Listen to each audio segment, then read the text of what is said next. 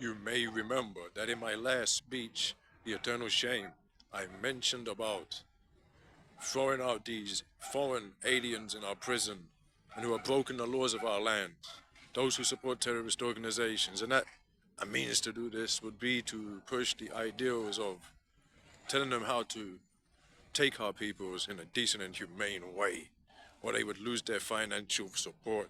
So let me now explain the international money laundering corruption that we as a people are supposed to expect, that it's our duty to finance corrupt Democrats, murderous tyrants, and, of course, to keep a little in our own pockets as bureaucrats and corrupt scoundrels. The problem of our nation is not one of poverty, it's a one where we are corrupt, we're money laundering. We can spend billions to outpost corrupt Democrats and their nation's frontier borders, but we cannot even do that for our very own. What is it to be expected of us that we follow this international money laundering scheme, this vile and disgusting thing, that we can support people in Ukraine, that we can support the poor people of Gaza, we can support people in other crises in this entire world, except when the victims are Christians? Why do we have this hypocrisy? Why does nobody speak of the Armenians being genocided in their own country by the Turkish and Azerbaijan Islamist terrorists who are destroying them? Up to 144,000 so far have been unalived in their own lands, trying to ethnically cleanse them and destroy them so that they can steal the land for the Islamic cause.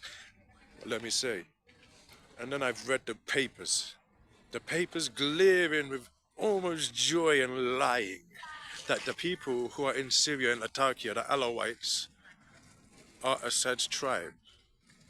What? Alawian or Alawites are a racial group within Syria. They're an ethnic group.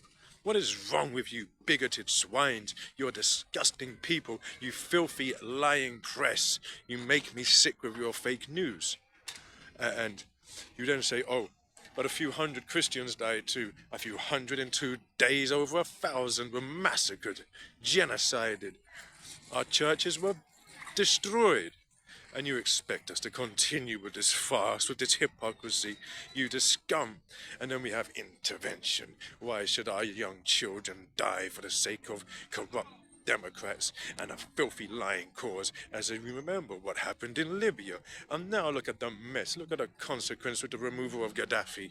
We see black people being enslaved and sold in Africa again in slave markets. We see women being kidnapped and used as sex slaves. You see them chopping their heads off. 21 Christian pre-Arab Coptic Orthodox who have now been beatified as saints. Yet woe unto us who question it. We go against the filthy internationalist, interventionist ways. If you want to intervene in something, we can intervene in Syria, we can intervene in Armenia, and we can stop this genocide that's happening. But you don't want us to do that. And because you don't want us to do that, then we're not going to support the notion or the ideals of us intervening in the Ukraine or in Gaza or in any place where the virus of interventionism may raise its ugly head. The blood of our people to our respective ideal and the nation is more important, because we have already seen the precious blood family lines of our families being destroyed. We've seen the families being torn apart through socialism. Oh, it's okay if you split up, we can look after your children. Or the push of misogynistic transgenderism, the ideals of radical homosexuality and Marxism destroying families. Never been any good. The eternal shame, as I called it last time. Well, what can we do? Exactly that. We pulled a rug out from interventionism and a foreign aid scam, a corrupt system of money laundering, pillaging other nations, and sacrificing the very lifeblood of our people Because if you watch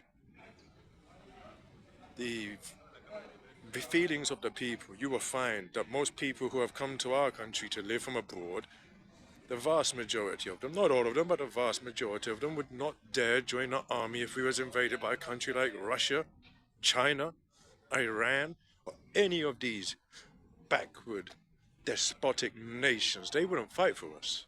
Who would fight for us? It's the idealistic Englishmen. They would fight for us. Because this is our land, our soil, our home, our garden. You cannot disturb us where we sleep, as the old saying goes. Let sleeping dogs lie, or you will find out the price is always heavier than they will have us believe. Don't be fooled by these scoundrels, these criminals, these corrupt officials, and the international money laundering and thieving of other lands. When we bomb them for democracy, then we take their resources. Stand up against this nonsense. Because we in the UK, again, we do not have a money problem. We have plenty of money, but where is it being used and wasted?